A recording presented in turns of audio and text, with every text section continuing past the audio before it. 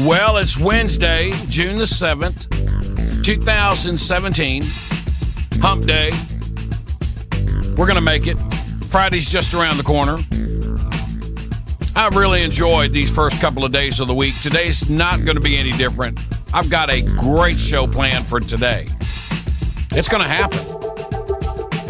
But first, my opening comments. Stick around.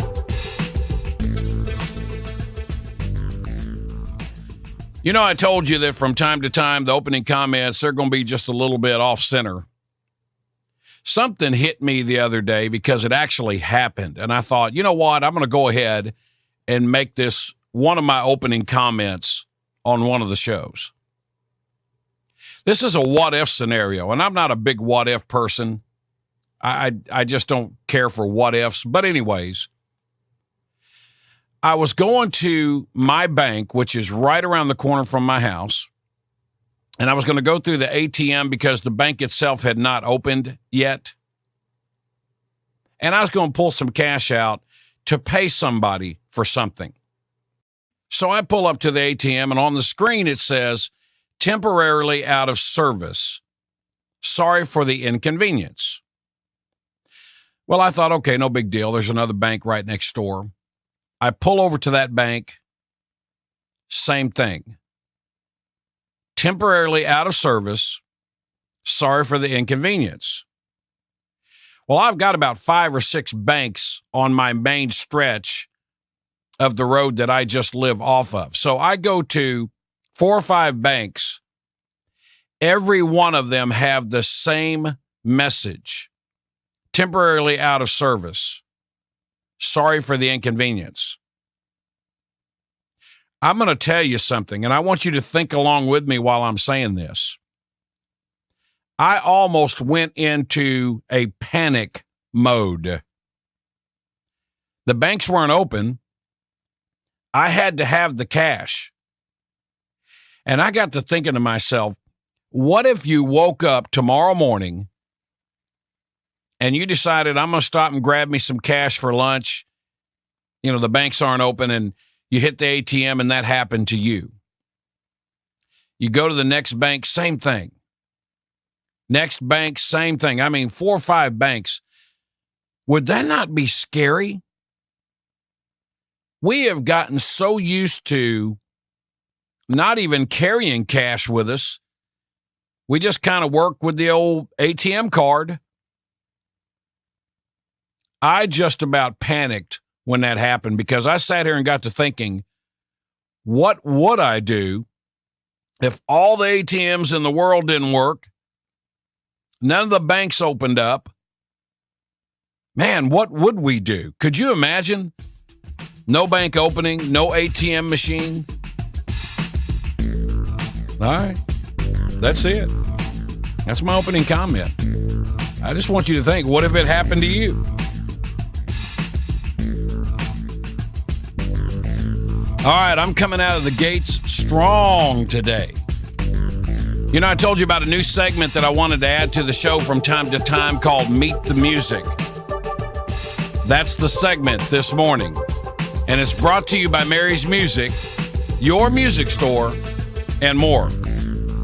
Well, you know, I love talking about these great musicians because they are the best musicians on the planet. You and I get to listen to them all the time on these hit songs on the radio.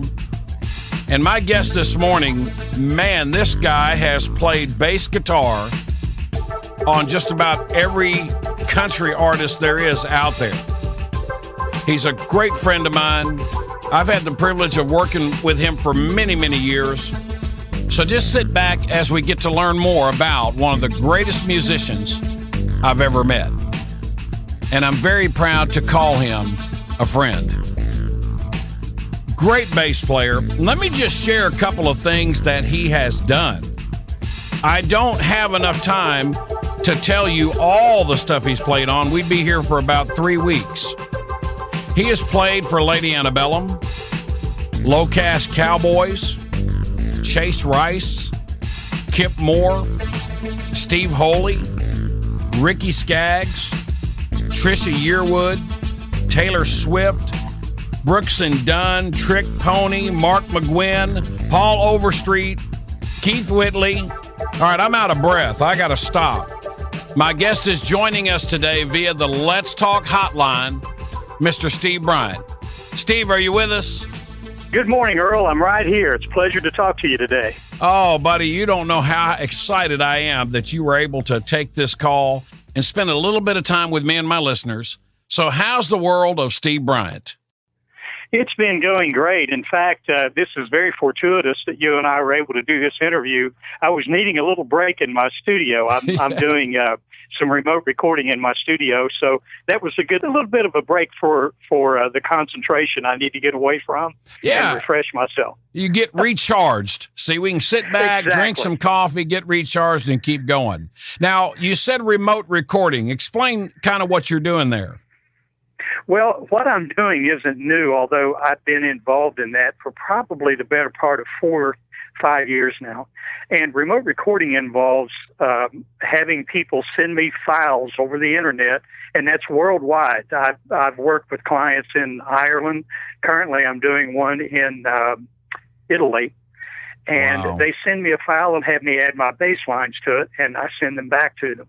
And it's just a wonderful way to work because you can get what musicians you want. They can work on their own schedule, and it's a really creative thing too.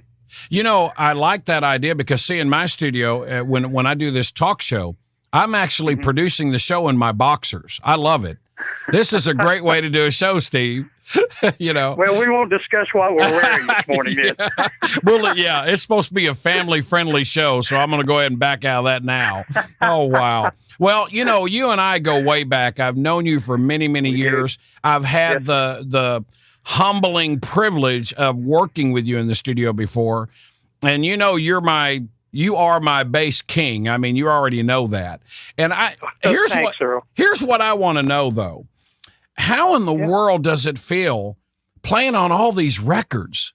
I mean, man, that makes you famous. You're like a megastar. I mean, how does that feel when you get the call, you know, from a Trisha Yearwood or a Taylor Swift or people, Brooks and Dunn? What goes through your mind when you get those calls? Well, first of all, I feel very fortunate to have had a very long career. I actually started playing bass professionally in 1975. So I've seen a lot of genres of music in my experience. And it's always the joyful part of playing. It's such wonderful people in the industry. Yeah. And I'm just very, very grateful that they call me and work with them. It's just a joyful thing. The act of playing music, I have the same feel and the joy about playing as when I picked up the bass when I was a teenager. Yeah. Well, you know, all I can say is you're the best I've ever heard. And I don't say that loosely. I mean it. I mean, I think that you're just the man when it comes to the bass guitar. And, well, I appreciate that, Earl. I do. Thank you. It's well-deserved, believe me. Now, here's something that I found a little bit unusual, but I thought it was really cool. You actually, I mean, I don't see how you find the time, but you actually give bass lessons. Now, I do. I actually do. I have a website up, in fact, if I can give a shameless plug here. Please do that, yes.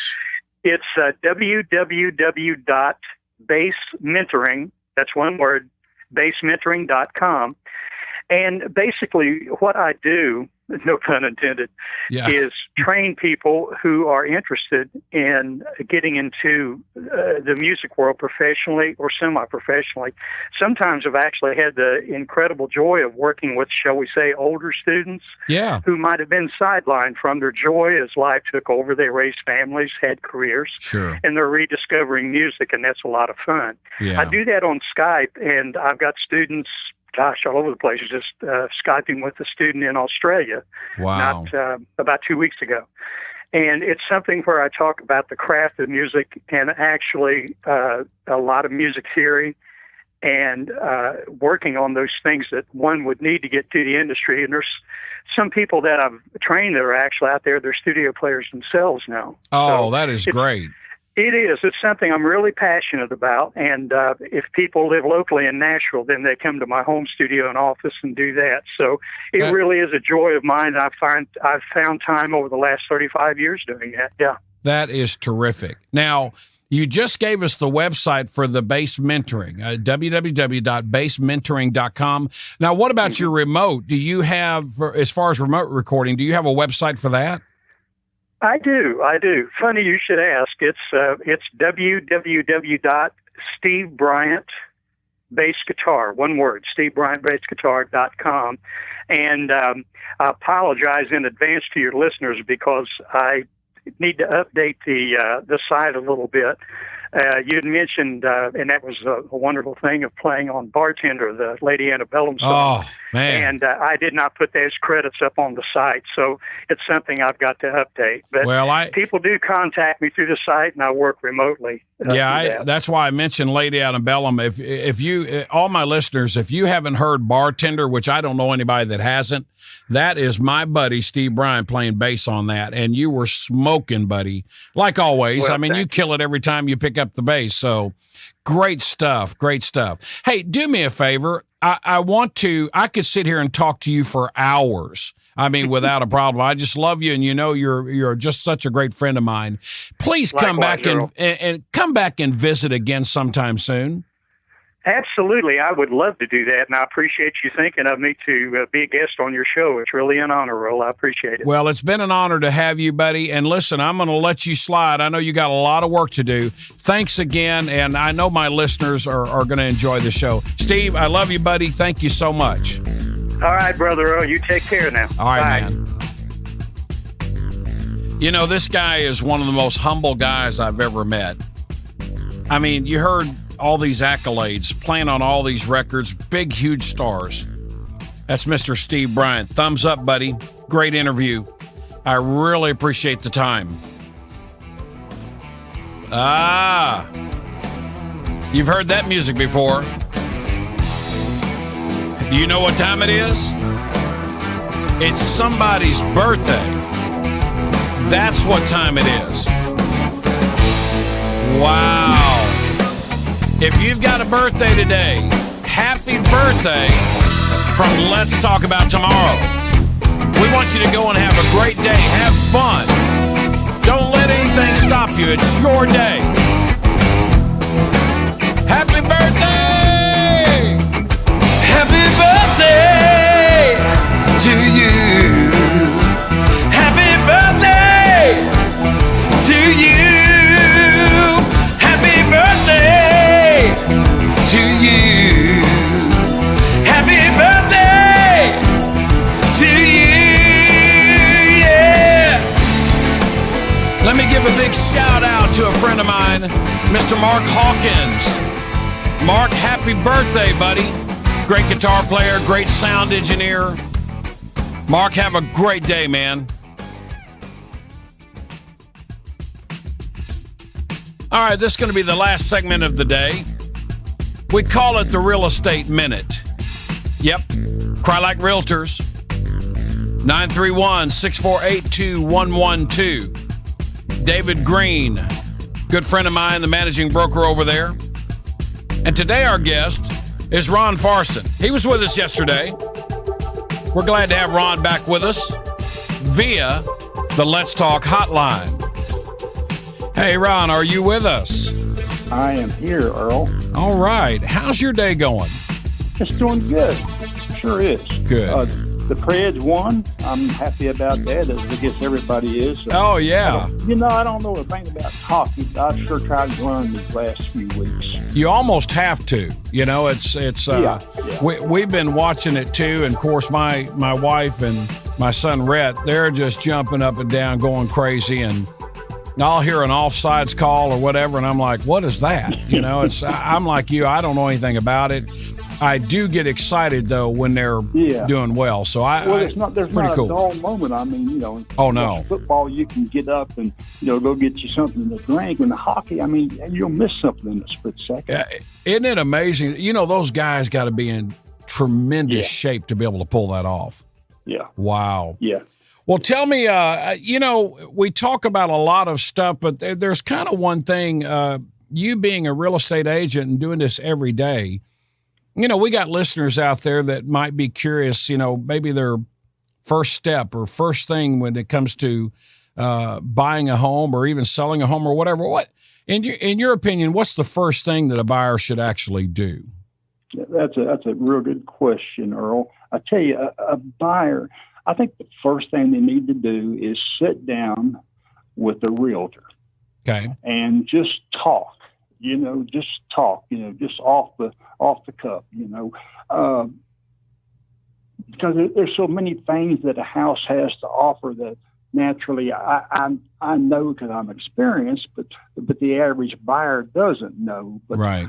My biggest thing is to get pre-qualified, and that's where you can go or call a lender and give them your information, your income, and all that, and they will tell you, okay, you need to be looking in this price range. Good idea. From 150 to 175, or 200 or 250, because it's sort of like I've had people, we go out and find the house and they fall in love with it, but it's sort of like on Christmas Day, you're expecting a big Lionel train set. Yeah, exactly. But you open up the box and it's nothing but little old plastic blocks. So, or beef jerky.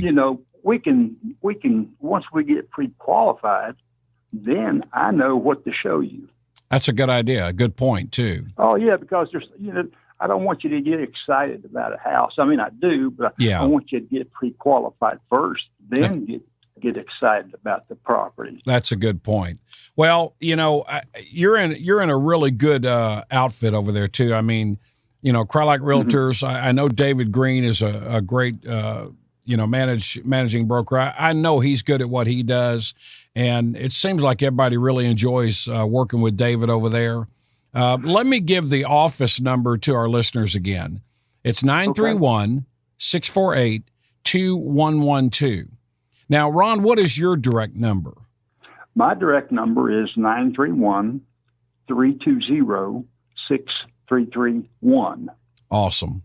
And I'll touch on Dave in a minute. Dave, I've been here 15 years.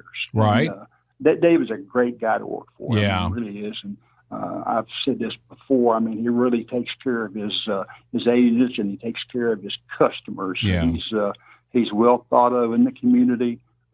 Yes, he is. He's a good man. Yeah, I agree. I've known David for many years. He's a very good friend of mine. You can totally trust him. You can depend on him.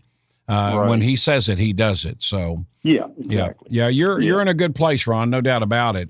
I really enjoyed it, but getting back real quick on this buyer thing, right? And what once you get pre-qualified, we'll come to the office. We'll sit down, and I'll know what you can afford to look at, and we'll go over the office. We'll go over the houses and the inventory and all that. People want to move mainly because the kids are changing schools, or they're changing. The parents are changing jobs. They want to be a little bit closer. Yeah. There's lots of reasons, and buying a home is the biggest investment you're ever going to make. Sure. So you just want to, you want to be sure. And I've had people that will just walk into a house and say, "This is it." Right. I mean, this is it. This is what I want. Yeah. And I've had them say just the opposite too, and that's fine. I mean, we're not going to be making their payments; they're going to be making their own payments. Absolutely, that's right. We want them to be happy. But sure. As far as a garage, I mean, do you want a garage like what we call a front load, which the garage is in the front, or you want it in the back, you want it on the side? There's options that we can go over and things like that. And also what we can do is we can do a market analysis. Right. So if we're looking at a certain neighborhood, and I know the prices on the homes because they're in the MLS, I can look and say, okay, now you can see what all these houses are selling for. And this house you're interested in is, X amount of dollars. Yeah. So that's really where our realtor will come in and give you, we have ample supply of information that we can pass on to you so you can make an intelligent decision. And save a ton of time. Exactly. Because, I mean, time, a lot of people don't understand, but time is so valuable. It sure is. It's because you can't get it back. Once it's gone, it's gone. So you're exactly right. Well, is there anything else, Ron, that you'd like to add to today? I love the points that you made. That's good stuff. And I do want our listeners to get the best information. So I do appreciate you bringing those points to the table and sharing that with our listeners. Yeah. Are you going to be around tomorrow? I am. Well, good. So you're just becoming like a permanent fixture for me then. Is that correct? I guess so. Yeah, you just put a quarter in the slot and I'll just. There you go. And we get Ron. There we go. You get me. Yeah. Well, listen, Ron, it was great talking to you again. Thanks for all the great information. And I tell you what, just be there tomorrow and we'll get together again. I look forward to it, Earl. Ron, you take care and thank you so much. Thank you. Bye-bye. Goodbye. All right, another good day, another good episode. I want to thank Ron very much at Cry Like Realtors, David Green and Company, 931-648-2112. My special guest, Steve Bryant. Thank you, buddy. Great interview. We had a good time today. Of course, I enjoy it every day. Well, thanks again for joining me. I'll talk to you guys again tomorrow.